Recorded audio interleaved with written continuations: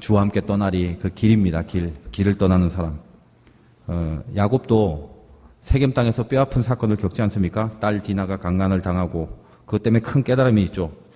비로소 30년 전에 베델에서 서원했던 거, 내가 여기 있는 인생이 아니야. 베델에 가서 예배드리고 제사 지내는 그런 인생, 하나님 앞에 예배자로 살아야 될 거 아니냐, 이런 깨달음을 갖습니다. 그래서 비로소 믿음의 성숙한 길을 걷게 됩니다. 하나님이 야곱을 또 이스라엘이라고 친히 이제 불러주십니다. 불교 경전에 보면 수파니파타라는 경전인데 그 구절에 이런 것이 있습니다. 소리에 놀라지 않는 사자와 같이, 그물에 걸리지 않는 바람과 같이, 흙탕물에 더럽혀지지 않는 연꽃같이 무소의 뿔처럼 혼자서 가라. 이 구절을 읽으면 제 마음속에 다가오는 게, 사람이 어떤 모습이든지 간에 결국 끝까지 가게 되는 것, 반드시 가야 된다라는 것, 이런 어떤 의지가 좀 서려 있다라고 생각합니다. 우리 신앙 인생, 기독교 인생도 어떻게 보면 길을 찾는 인생이고, 길은 그 길 도자, 도입니다. 도. 하나님이 우리에게 열어주신 그 인생을 가는 것. 근데 이런 인생을 갈 때 길이라는 것은 그 길이 끝이 어딘가를 알고 가는 그런 사람이 있는가 하면, 어떤 길을 가는데 끝도 모르고 목적지가 어딘지 모르고 가는 그런 인생도 있습니다. 어디로 가는지를 알고 가면 참 안심이 되겠죠. 가끔은 물도 만나고 불도 만나겠지만 결국은 이 길의 끝에 내가 가야 될 마지막 종착지가 있다는 걸 확실히 알고 가는 인생과 이 뒤에 뭐가 있는지도 모르고 가는 인생은 분명히 차원이 다릅니다. 가끔 이 장례 예배를 드릴 때마다 예수 믿고 가신 성도님들의 장례 예배는 일단 제 마음이 많이 편합니다. 그리고 분명히 전할 말씀이 확실하죠. 왜? 그분은 이미 어디로 갈 것인가, 이 땅에 와서 내 마지막 종착지가 무엇이고 어딘가, 이걸 이미 염두에 두고 살아온 그런 인생의 나날들이기 때문에 그 죽었다는 사실 자체가 허무하게 끝난 것이 아니라 완성된 개념이죠. 이제 마지막 길, 목표를 향하여 갈 때 일단락되고 이제 하나님의 세계에 들어가는 어떤 완성으로서의 그 인생을 느끼게 됩니다. 그런 차원에서 우리가 이 세상 살면서 우리가 이제 어디로 가는가, 이걸 알고 살아가는 인생, 그거에 대한 신념과 확신을 갖고 살아가는 인생, 그 참 어떻게 보면 행복한 일이더라는 것입니다. 어떤 친구가 이렇게 두 사람이 내기를 했다고 그러지 않습니까? 눈밭에서 우리 저기까지 누가 발자국을 흐트러지지 않고 일직선으로 곧바로 발자국을 찍고 갈 수 있는지 내기하자고. 둘이 갔어요. 근데 한 친구는 열심히 갔지만 뒤돌아섰더니 발자국이 삐뚤빼뚤 이러더라는 것입니다. 근데 옆에 있는 친구는 똑바로 발자국이 찍혀 있더래. 그래서 그 친구가 물었다는 거예요. 나는 이렇게 맨날 땅바닥을 계속 뚫어지게 쳐다보면서 흐트러지지 않으려고 열심히 걸어도 이렇게 흐트러지고 있는데 너는 무슨 수를 썼길래 이렇게 똑바로 가냐 했더니 그 친구 하는 말이, 너는 땅바닥을 보고 걸었지만 나는 이미 출발할 때부터 저 앞에 있는 소나무를 보고 그러고 걸었다, 그런 얘기를 하는 거예요. 그러다 보니까 바닥을 안 보더라도 저 가야 될 곳이 분명하다 보니까 발걸음이 흐트러지지 않는 그런 흔적을 남기더라는 것입니다. 상당히 의미가 있지 않습니까? 우리가 인생을 살아가면서 지금 나에게 당면한 지금의 이 짧은 내 반경만 보고 살아간다면 흐트러질 수밖에 없지만, 길을 찾아가는 사람은 마지막 목표를 알고 그 목적을 향해서 뚫어지게 그것만 똑바로 보고 쳐다가면 올바른 길을 걸을 수 있다는 것입니다. 그러므로 길을 찾을 때는 자기 혼자의 힘으로는 좀 힘들 것 같아요. 저 멀리 소나무를 바라보는 그 소나무 같은 존재가 있어야 됩니다. 스승일 수도 있고 성각자일 수 있고 누군가 앞서갔던 사람들을 따라간다는 게 굉장히 중요합니다. 그런 의미에서 우리는 분명히 그 길을 바로 걸을 수 있는 스승이 계시죠. 예수님이 우리에게 나타나셔서 나는 곧 길이요 진리요 생명이다 말씀하셨습니다. 나를 따라오라고 우리의 소나무가 되셨습니다. 그래서 그 길을 따라가는 그것 자체가 하나님 앞에 나가는 선명한 길이 됩니다. 흔들리지 않는 길. 그래서 예수를 믿겠다라고 결심하고 그분의 길을 자기의 인생의 길로 정한 사람들에게 이제 남는 거는 뭐냐면 끝까지 걷는 거, 그거밖에 없습니다. 끝까지 가는 거. 가다 보면 슬픔도 있고 아픔도 있고 여러 가지 어려움도 있을 것입니다. 오늘도 야곱이 이스라엘이란 축복을 받고 베델로 와서 예배도 드리고 성숙한 인격이 되었는데, 그럼에도 불구하고 참 많은 고난이 있지 않습니까? 가족에 여러 가지 슬픈 일들을 많이 겪습니다. 아내가 죽고 막 아들이 이상한 짓 하고 또 아버지가 죽고, 그러니까 이런 어려움과 힘든 가운데도 야곱의 오늘 이 말씀을 가만히 보면 항상 길을 떠나 또다시 길을 떠나, 여러분 읽을 때 주의 깊게 봤는지 모르겠습니다만 계속 길을 떠난다라는 말을 끊임없이 쓰고 있다는 것입니다. 어떤 겁니까? 어려움이 있다라도 야곱이 한번 목적한 정해진 그 길, 흔들림 없이 결국은 그걸 가더라는 것입니다. 넘어져도 쓰러져도 아파도 또 일어나 그 길을 가더라는 것입니다. 그게 믿음의 길이고 신앙의 길입니다. 우리 신앙생활하면서 형편 좋고 행복하고 어떤 환경과 조건에 어려움 하나도 없이 그러고 인생의 길을 갈고 신앙의 길을 가는 사람은 거의 없습니다. 다 무너질 거, 쓰러질 거, 그런 경험하면서 그래도 우리는 끝까지 그 길을 걸어가야 된다는 걸 알고 있기 때문에 또다시 주섬주섬 챙겨서 이겨서 또 일어나고 또 극복하고 그러고 가는 것이 신앙의 인생이라는 겁니다. 그래서 이 신앙의 길을 떠나는 사람은 어떤 모습으로 떠나야 되느냐? 첫째는 주님 손 붙잡고 떠나는 길이다라는 것입니다. 신앙의 길이라는 거 겉으로 보여지는 모습은 세상 사람들과 그렇게 다를 건 없을 것 같습니다. 세상 사람들도 고난이 있고 아픔이 있고 죽음이 있고 우리도 마찬가지죠. 야곱도 베델에서 예배를 드리는 그런 진정한 신앙인으로 거듭나고 성숙한 신앙의 모습으로 이제 살아가지만 그가 그의 길을 갈 때 첫째로 당하는 것이 자기가 아내의 죽음을 당합니다. 지금 아내가 죽고 아들이 사고치고 아버지 죽고 완전히 야곱 인생에 가족의 모든 것들이 다 어떤 사건으로 슬픔과 비극으로 다가오게 되는데 그중에 첫 번째가 라헬이 죽습니다. 그것도 늙어 죽는 것이 아니라 해산하는 가운데 죽습니다. 아들을 낳는데 그게 무슨 고통스러웠는지 죽고 맙니다. 야곱이 라헬을 얼마나 사랑했습니까? 그래서 아마 힘든 여정 걸을 때 라헬만 있으면 참 마음의 위로가 되고 동반자가 되어줄 거라고 그렇게 바라고 있었는지도 모르겠죠. 근데 그렇게 자기의 힘이 되고 위안이 됐던 라헬을 하나님이 데려가십니다. 그것도 아들을 낳다가 죽습니다. 그 상황 자체가 얼마나 슬픈지 라헬도 거의 혼이 떠나갈, 즉 죽음 직전에 가서 그 아들을 낳고 그 아들에 대한 이름을 뭐냐고 하냐면 베노니라고 합니다. 베노니. 18절에 보니까 그가 죽게 되어 그의 혼이 떠나려 할 때 아들의 이름을 베노니라 불렀다. 관주에 보니까 그 베노니는 슬픔의 아들이다. 라헬도 생각할 때 얼마나 처지가 비참하겠습니까? 내가 아들을 낳다 죽는구나. 이 아들은 슬픔 덩어리구나. 그렇게 이름을 짓습니다. 근데 나중에 이제 야곱이 그 이름을 이제 베냐민이라고 짓죠. 어쩌면 참 힘 빠지고 또 망연자실한 그런 사건일 수도 있습니다. 우리도 인생을 살면서 이런 베노니의 사건들이 왜 없겠습니까? 하다 보면 이별의 아픔이 있는데 그것도 측근들, 가족들 사이에 형제, 부모, 자녀, 뜻밖의 운명을 달리하는 그런 경우도 있을 것입니다. 가슴 아픈 사연들, 예기치 못한 죽음과 이별 앞에 마음이 무너지는 그런 굉장히 큰 슬픔과 아픔들 경험했을 수도 있다는 것입니다. 저 이제 목회를 하면서 많은 장례를 치렀는데 지금까지 잊혀지지 않는 그 장례식이 하나 있었습니다. 예전에 중국에서 만나서 남자와 만나 결혼을 해서 한국으로 온 중국 자매가 있었습니다. 남자는 한국 사람이고. 그래서 와서 이제 생전 처음 아무도 없는 이 한국 땅에 와서 남편 하나 믿고 왔는데 시어머니와 같이 사는데 직장 생활을 합니다. 직장 생활을 하다가 한국에 온 지 한 3년 정도 되지 않았는데 물론 교회를 이제 다니고 있었습니다. 한국에 와서. 근데 그만 교통사고가 나는 바람에 중환자실에 실려왔고 급하게 연락을 받고 제가 가서 기도를 하는데 이미 기도하는 순간에 의식이 없었고 제가 속으로 이제 끝났다 생각을 하게 되었습니다. 뭐 어쨌든 중환자실에 들어갔다 조금 있다 고 숨졌습니다. 그래서 장례를 치르게 됐다는 거예요. 그 남편도 울고 시어머니도 가슴 아파하고 또 그날따라 비가 주르륵 내리고 그 산에서 무덤에서 이제 매장을 하게 되는데 하간 예배를 다 드릴 때까지 그냥 주변에 있는 식구들, 남편과 시어머니 그 정도만 이렇게 있다가 그 소식을 듣고 이제 중국에서 이제 그 하관을 하는 그날 맞춰서 아무튼 겨우 그 아버지가 도착을 했습니다. 이 자매의 어머니는 이미 어렸을 때 돌아가셨고 아버지 혼자 계시는데 이 아버지가 겨우 참석을 하게 된 것입니다. 중국에서 오셨는지 뭐 때문에 그런지 모르겠지만 어쨌든 상황상 다른 나라다 보니까 적극적으로 앞에 개입해서 장례를 주도하거나 혹은 그 앞에서 뭐 울거나 이러지 않고 자꾸 저 뒤에서 기웃기웃거리고 뭐 그렇게 주섬주섬거리고 서성이고 있었습니다. 결국 매장이 다 끝나고 흙이 덮여진 가운데 많은 사람들이 다 내려왔는데 제가 궁금해서 이렇게 위를 한번 쳐다봤더니 그때 결국 그 아버지가 마지막에 그 무덤에 남아 흙더미에 주저앉아서 슬픔으로 소리도 내지 못하고 그렇게 주체할 수 없는 모습으로 그 딸의 죽음을 바라보면서 눈물을 쏟아부는 모습을 봤습니다. 그 가운데 있는 사람 중에 누가 제일 가슴이 아팠겠습니까? 시어머니, 남편, 그랬어도 이 아버지의 마음만 같은 사람이 어디 있겠습니까? 제가 보는 순간 제 마음이 너무 아파서 내려가다가 다시 올라갔어요. 다시 올라가서 그분의 이렇게 손을 잡아드렸습니다. 뭐 중국 사람이니까 뭐 한국말도 모를 것 같고 그냥 손만 이렇게 잡아드렸어요.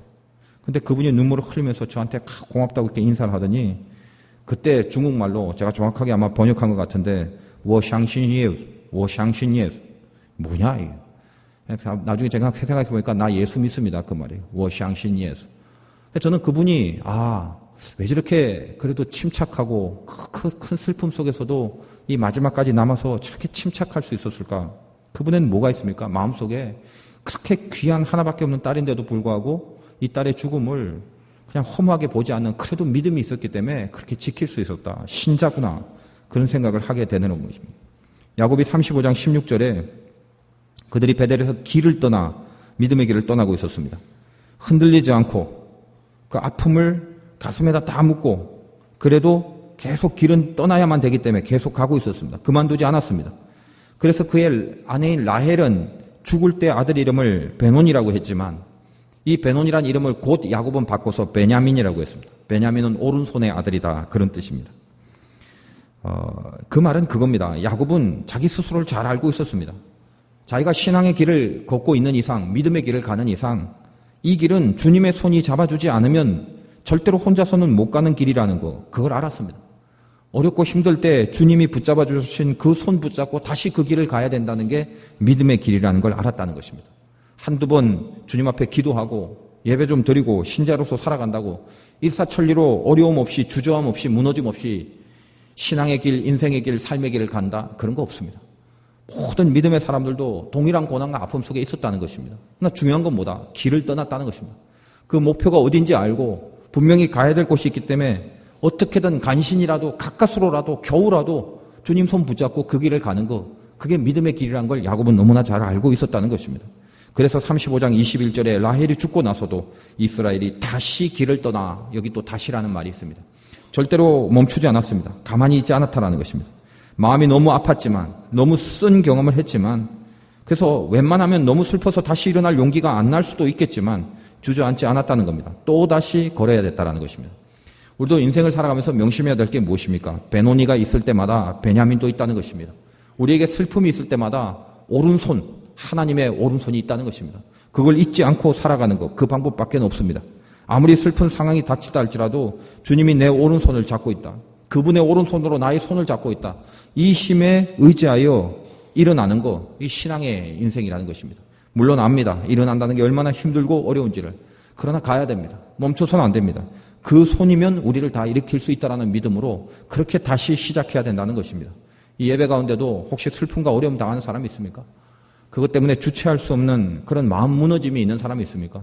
지금 이 예배 가운데 여러분 확인하십시오. 베노니와 같은 상황이 있다 할지라도 하나님은 베냐민의 이름으로 오른손으로 여러분을 붙잡고 있다는 것입니다. 그 손을 느끼고 다시 일어나는 것, 그거밖에 없습니다. 우리가 그 힘을 갖고 있다면 우리 언제든지 일어날 수 있다는 것입니다. 힘겨워도 또 일어나고 어쩔 수 없지만 또 일어나고 또 일어나고 그래서 가야 될 길을 끝까지 가는 것, 그게 믿음의 길이라는 겁니다. 두 번째로 미워하지 않고 떠나는 길입니다. 신자의 길이라는 건 미움과 증오 속에서 우리 자신을 잘 다스리는 것입니다. 사람이 살아가는 집단 속에는 필연적으로 미움이라는 게 있습니다. 더군다나 그 미움이 힘든 거는 그 미움이 증오가 될 때 그 증오의 대상이 외딴 사람이나 낯선 사람이 아니라 가까운 사람입니다. 자기 가족 안에 있다는 것입니다. 가까운 사이, 교우지간, 직장인 늘 봐야 되는 그 사이에 미움은 항상 참 힘들게 다가옵니다. 35장 22절에 야곱에게 있어서 가장 큰 아들이었던 장남이었던 루벤이 야곱의 미움을 사는 일을 저지릅니다. 이스라엘이 그 땅에 거주할 때 루벤이 가서 그 아버지의 첫 빌하와 동침함에 이스라엘이 이를 들었더라. 참 흉측한 일이 벌어집니다. 페류나의 모습이 보입니다. 이 루벤이 어떻습니까? 장남 아닙니까? 근데 그의 첩, 즉 야곱의 아내인 라헬이 데리고 온 여종 빌하입니다. 그래도 뭐 양심은 좀 있는지 이 루벤은 원래 레아가 낳은 자식인데 이 레아가 갖고 데리고 온 여종은 그 실바였고 이 빌하는 라헬의 여종이었지 않습니까? 그래서 4명이 야곱과 같이 살았는데 그 빌하와 동침하는 일을 겪게 됩니다. 아마 이 야곱의 마음이 무너졌을 것입니다. 이거 도대체 어떻게 해야 됩니까? 자기 아내를 범한 자기 아들, 뭐 완전 막장도 이런 막장이 없지요. 근데 가만 보면 이 루벤도 어릴 때부터 이게 좀 교육을 좀 잘 받았어야 될 것 같습니다. 제가 성경을 가만히 봤더니 이 루벤이 어디서 먼저 등장하냐면 어렸을 때부터 합한채라고 하는 그 정력에 좋은 약초를 캐갖고 자기 엄마 레아를 갖다 줍니다. 먹으라고. 어릴 때부터 얘는 뭔가 좀 조짐이 좀 안 좋네. 가만 보니까. 근데 그때 레아가 교육을 잘 시켰어야 돼요. 이놈의 새끼 이거 쬐꼬만 놈이 가서 공부나 하지 어디서 이런 거 쫓아다녀갖고 이런 거나 캐고 오냐고. 뭐 그래야 되는데 레아가 넙죽 받습니다. 왜요? 지금 레아에게 있어서 제일 필요한 거를 이놈이 갖고 왔기 때문입니다. 근데 루벤이 그걸 잘 알죠. 우리 엄마를 가만히 봤더니 허구한 날 지 엄마가 라헬, 즉 이모 미워하고 푸념하고 맨날 신세 한탄하고 자기는 애라도 낳아야 된다고 그러고 남편인 야곱이 너무 싫다고 네 아버지가 왜 그러냐 너 보니까 네 아빠 생각난다 이러면서 맨날 이 루벤의 마음속에 이 레아가 얼마나 열악한 처지에 있는가 그게 아마 마음속에 굉장히 아픔이 됐나 오죽했으면 이 아들이 엄마를 위해서 그런 약초나 캐고 다니겠냐 이 말이에요. 우리도 자식을 키웁니다만 여러분도 자녀들 키울 때 사실 어릴 때 잘 잡아야 됩니다. 요즘 애들은 중학교 가면 끝입니다. 더 이상 손댈 수 없어요.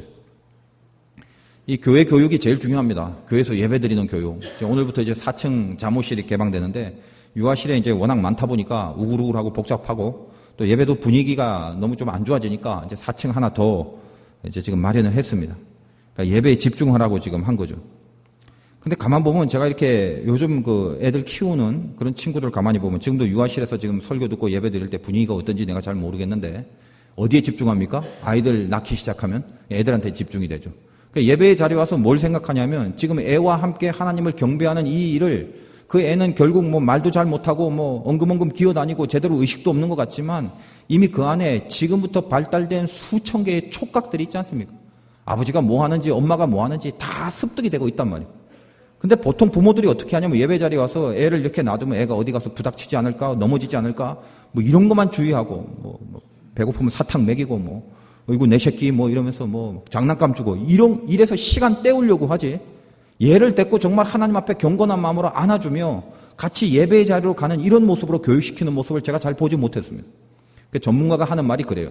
애도 하나님 느낀다. 언제? 포근하게 안아서 하나님 앞에 예배를 드리는 부모를 느낄 때 그때 얘가 하나님을 느낀다는 것입니다. 지금 제 설교를 듣고 있는 밑에 있는 친구들 잘 들으십시오. 그냥 와서 시간 때우다 가지 마시고 지금부터 자기 애한테 철저한 신앙의 훈련 시켜야 됩니다. 그러니까 귀찮다고 이렇게 옆에 어떻게 놀든지 안 다치기만 하면 된다는 생각으로 있으면 안 됩니다. 집중해서 우리 엄마 아빠가 이 시간만큼은 이상하게 나에게 관심이 없고 이상한 데 바라보고 있구나. 이상한 데 집중하고 있구나. 뭔가 그런 압도하는 힘을 애들도 느낀단 말입니다. 근데 그 교육을 안 시켜놓으면 얘가 커가면서 얘도 예배를 등한시하게 되고 그리고 옛날에는 신앙생활 좀 하다가 애만 놓고 나면 그 애 핑계대고 신앙 영성이 다 흐트러져 버리죠. 그래서 그거 핑계대고 기도도 잘 안 하고 그거 핑계대고 예배 자세도 흐트러지고 지금 예배 드리고 있는데 어디 가서 딴짓하고 있고 지금 그러고 있지는 않습니까? 아무튼 카페에 있는 사람들 잘 조심하십시오. 왜냐하면 이건 굉장히 중요한 문제이기 때문에 그래요.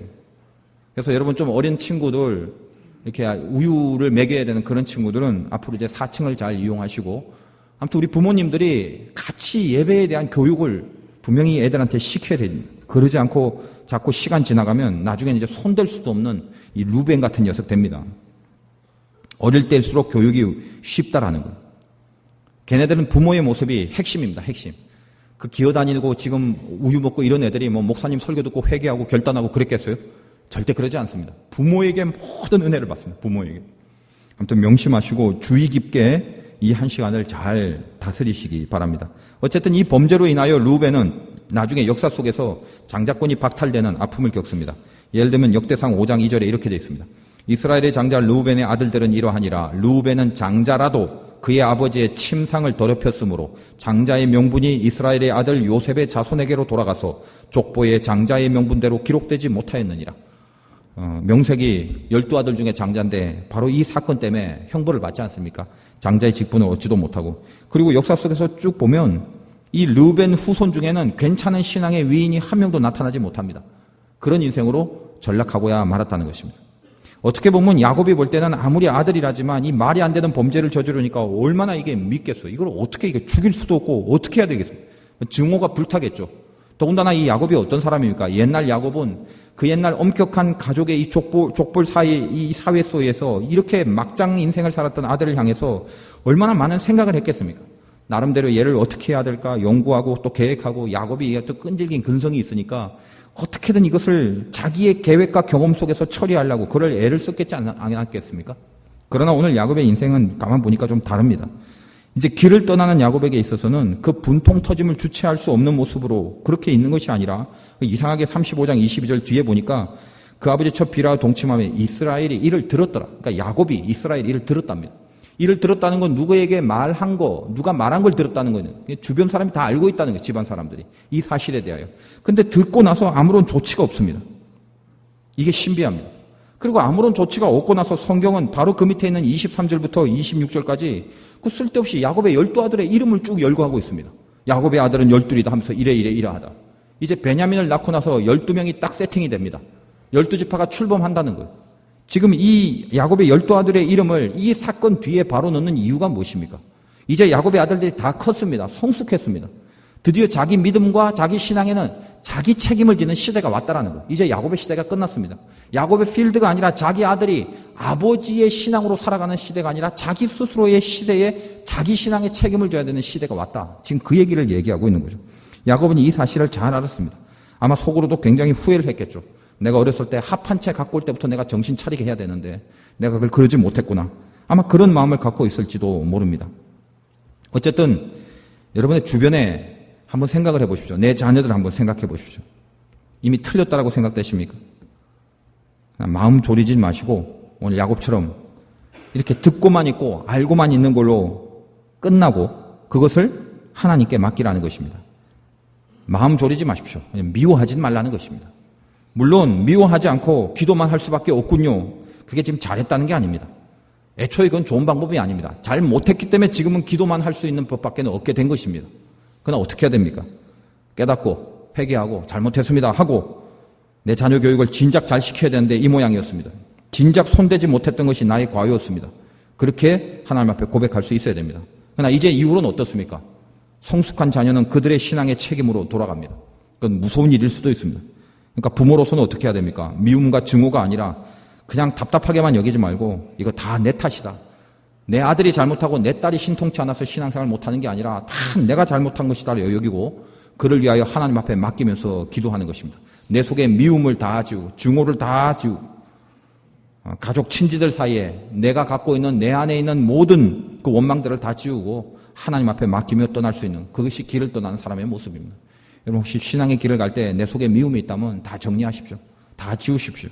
어떻게 보면 다 돌이켜보면요. 그거 다 내 탓입니다. 나와 관계된 자가 나로 하여금 해꾸지를 하고 나로 하여금 자꾸만 상처가 되고 나와 관계된 자가 자꾸 나에게 방해가 된다면 그 1차적인 원인이 전부 나에게 있다라고 생각하시면 정확합니다. 또 그렇게 생각할 줄 아는 게 신자의 생각입니다. 신자의 생각. 하나님이 기뻐하시는 생각이라는 것입니다. 그런 의미에서 마음속에 미움을 버리고 떠나는 것. 신앙의 길이고 믿음의 길입니다. 마지막으로 세 번째로는 하나님께 가져갈 것을 가지고 떠나는 것. 그게 신자의 길을 떠나는 모습입니다. 35장 29절에 이삭이 나이가 많고 늙어 기운이 다함에 죽어 자기 열조에게로 돌아가니 그의 아들 에서와 야곱이 그를 장사하였더라. 드디어 이 시대에 이제 이삭이 죽습니다. 이삭이 죽으니까 에서와 야곱이 그를 장사합니다. 아마 둘이가 이제 화해를 잘 했나 봐요. 파란만장한 야곱의 인생 가운데 아내 죽죠. 아들 그 짓 해줘. 이제 마지막으로 아버지까지 죽는 일을 겪게 됩니다. 어쨌든 아브라함도 마찬가지지만 여기 있는 죽은 이삭도 사실은 커다란 그 족장 아닙니까? 권세도 있고 부도 있고 꽤 괜찮았던 그런 사람입니다. 근데 마지막에 하나님 앞에 갈 때 죽어 자기 열조에게로 돌아간다. 그런 표현을 합니다. 죽어서 자기 열조에게로 돌아갔다는 것입니다. 돌아갔을 때 뭘 갖고 갔을까요? 마지막에 하나님 앞에 갈 때 누가 갔다는 겁니까? 에서 야곱 데리고 간 게 아니라 혼자 열조에게 간 겁니다. 우리 모두 다 마찬가지입니다. 마지막 하나님 앞에 갈 때는 혼자 갑니다. 혼자. 아들도 데리고 갈 수 없습니다. 남편도 데리고 갈 수 없고 아내도 데리고 갈 수 없고 마지막에 호롤단신 자기가 하나님과 만납니다. 그럼 하나님 만나면 하나님이 뭐라고 한 소리를 하시겠죠. 어떻게 살고 왔냐? 뭘 갖고 왔냐? 뭘 준비하고 왔냐? 그 얘기를 했을 때 우리가 할 말이 있어야 된다는 것입니다.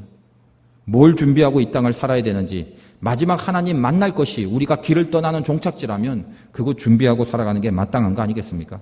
만약 하나님 안 만날 거면 몰라요. 천국 안 갈 거면 모르겠습니다. 그러나 우리가 분명히 하나님 만날 걸 안다면 하나님을 만나서 말할 수 있는 것, 하나님을 만났을 때 내가 내세울 수 있는 거, 그거 준비하면서 그거 가져가야 될 것 아니겠습니까? 그게 믿음의 길이라는 거예요. 내일부터 일주일 동안 내일 새벽 5시 새벽기도 끝나고 5시 반에 우리 젊은이들 같이 출발해서 일주일 동안 일본 선교를 다녀옵니다. 교회를 한 5군데를 이렇게 방문할 건데 지금 일본이 굉장히 폭염이라고 그러죠. 저는 참 이게 더위 굉장히 싫어하는데 좀 걱정이 많이 됩니다. 한 일주일 동안 아무튼 기도 많이 해주시고, 아무튼 더운 날씨 가운데라도 은혜로운 선교 잘 될 수 있도록 그렇게 기도해 주시기 바랍니다. 지금 계속 이렇게 연락을 하고 서로 그 교회끼리 이렇게 소통을 하고 있는데 그 교회에서 원하는 것들이 있더라고요. 뭘 갖고 갑니까? 뭘 준비합니까? 그랬더니 전도할 때 이것도 필요하고 저것도 필요하고 이런 것들이 있어요. 그 중에 하나 비타민을 좋아한대요. 비타민 갖고 오라고. 근데 막 비타민을 이렇게 우리 젊은 애들 아까 요즘 막 열심히 그 준비하고 기도하고 뭐 가기도 전에 은혜 다 받은 것 같아요. 막 준비하고 막 포장하고 막 열심히 하는데 제가 이렇게 보니까 뭐 비타민 뭐 이런 걸 굳이 갖고 갈까? 일본 뭐 선진국 아닙니까? 그러니까 일본 가서 사면 되지. 뭘 비타민을 굳이 여기서 싸갖고 갈까 그랬더니 거기서 또 요구하는 게 있어요. 그 비타민에 영어로 비타민이라고 돼 있는 그거를 갖고 와야 그 사람들이 좋아한답니다.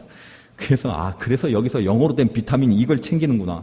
그러니까 우리는 잘 모르죠. 근데 그쪽에서 요구하고 원하는 게 있죠. 그걸 지금 준비해 갖고 이제 가는 것입니다. 그러니까 우리가 한번 이런 걸 생각해 보면 우리가 만약에 엉뚱한 거 가지고 가면 어떨까? 막 엄청난 박스에 막 뭘 한뜩 갖고 왔다고 칩시다. 근데 그들이 원하지 않는 거예요. 다 쓸모없는 거예요. 쓸모없는 거. 마지막에 가서 만나야 될 사람이 있는데 그가 원하는 게 있습니다. 그 원하는 걸 말을 했는데 그걸 안 갖고 갔어요. 내가 만나야 될 사람이 그가 원하는 걸 내가 안 갖고 갔다면 안 갖고 가는 이유는 두 가지죠. 첫째는 무시했거나 네가 뭘 하든 너는 나에게 있어서 별로 비중이 없는 존재다. 무시했거나 두 번째는 그 사람은 절대로 안 만날 거라고 생각했기 때문에 하나님이 우리를 위하여 뭘 갖고 오라고 한 게 있겠죠. 근데 내가 그걸 준비 안 한다는 것은 하나님 무시하거나 나중에 하나님 만날 거에 대한 믿음이 없기 때문에 그러니까 준비 안 하는 거죠. 그러면 이번에 선교 가는 우리 친구들이 다 믿음이 좋아서 일본 교회에서 교회마다 요구한 것들을 지금 하나씩 다 철저하게 준비를 했어요. 물론 저도 이제 개인적으로 가면서 뭐 필요한 것도 준비하고 생각들이 다 있습니다. 많이 변한 것 같아요. 벌써부터 준비할 때. 언제나 그쪽 상황에 맞게끔 그쪽에서 원하는 걸 갖고 가는 거 이게 제일 중요하다고 생각을 합니다. 우리 신앙의 생활도 마찬가지입니다. 항상 처음부터 끝까지 하나님이 원하는 거 여기에 집중할 수 있어야 됩니다. 지금 우리가 떠나고 걷고 있는 그 길 마지막에 하나님 만나는 길입니다. 하나님 너 뭐 갖고 왔냐? 분명히 물어볼 겁니다. 그때 그 물음 속에 뭐라고 대답을 좀 해야 되겠죠.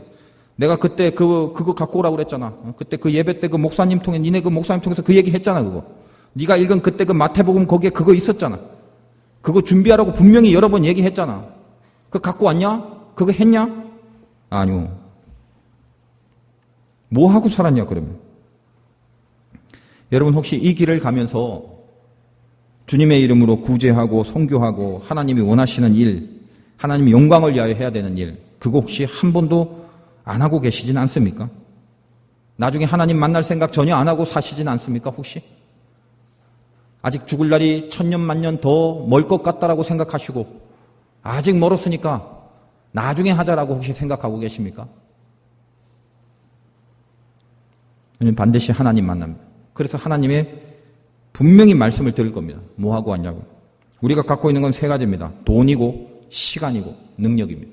누구라도 많고 적음은 있지만 인생을 살아가면서 내가 확보하고 있는 건 돈과 시간과 능력입니다. 포괄적 개념인데 이 세 가지 중에 하나님을 위하여 내가 얼마나 사용했는가?